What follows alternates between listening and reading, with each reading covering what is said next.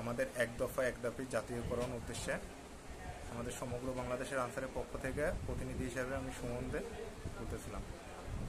আমাদের অনেকেই এখন এখানে একটা দ্বিমত দিছে যে জাতীয়করণ আর স্থায়ীকরণ। আসলে ভাই, জাতীয়করণ আর স্থায়ীকরণ ব্যাপারটা দুইটা হচ্ছে আলাদা। আমরা যদি আমাদের দাবি হচ্ছে এখন জাতীয়করণ, আমাদের দাবি কিন্তু স্থায়ীকরণ না। কারণ আমরা আন্দোলনটা করতেছি যাতে আমাদের মধ্যে কোনো বৈষম্যটা না থাকে। আর আমাদের যদি স্থায়ীকরণ হয় তাহলে আমাদের মধ্যে ঠিকই বৈষম্য থেকে যাবে।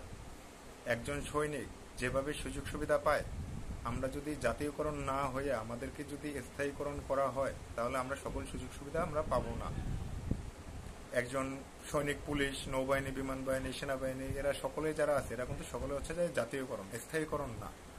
স্থায়ীকরণ ব্যাপারটা হচ্ছে কি, ধরেন আমরা চাকরি এখন করতেছি, রানিং এ আছি, আমাদের স্থায়ীকরণ করলে হবে কি, আমরা যে এই 3 বছর পর পর 6 মাস অথবা 8 মাস অথবা 1 বছরের যে রেস্টে যাই, এই রেস্ট প্রথাটা তখন আর থাকবে না। তখন হবে কি, আমরা একই টানা আমরা চাকরি করে যাব। দেখা গেছে 50 বছর অথবা 55 বছর অথবা 52 বছর যাই বলি না কেন, আমরা এইভাবে চাকরি করে যাব। তারপর আমাদের কিন্তু চাকরি শেষ। আর চাকরি শেষে যে আমরা পেনশন পাবো এই ধরনের কিন্তু কোনো নিশ্চয়তা নাই। কারণ জাতীয়করণ চাকরি হলে রাজস্ব খাত থেকে সরকার প্রত্যেকটা সুবিধা দিতে বাধ্য, কিন্তু যদি স্থায়ীকরণ চাকরি হয় তাহলে তারা তখন আর বাধ্য থাকে না। তারা চাইলেও দিতে পারে, না চাইলেও দিতে পারে। সেটা হচ্ছে যে তাদের ব্যাপার।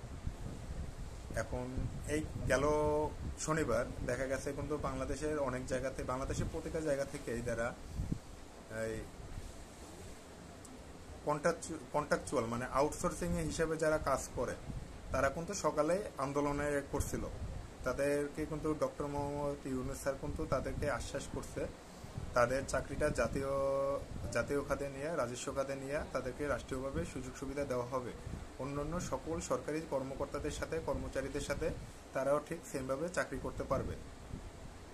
কিন্তু এখন আমরা যদি জাতীয়করণ না কইরা, আমাদেরকে যদি জাতীয়করণ না করে যদি স্থায়ীকরণ করা হয় তাইলে কিন্তু আমরা সেই সকল সুযোগ সুবিধা আমরা কিন্তু পাবো না। আর সরকার কিন্তু সেটা আমাদেরকে দিতেও বাধ্য নয়। আমাদেরকে যদি জাতীয়করণ করা হয় তাইলে কিন্তু আমাদেরকে সকল সুযোগ সুবিধা চাকরি চলাকালীন অবস্থায় অথবা চাকরি থেকে রিটায়ার্ড নেওয়ার পরেও আমাদেরকে সকল সুযোগ সুবিধা দিতে কিন্তু তখন সরকার বাধ্য থাকবে। রাজস্ব খাত থেকে তখন কিন্তু আমাদেরকে এই সুযোগ সুবিধাটা দেওয়া হবে।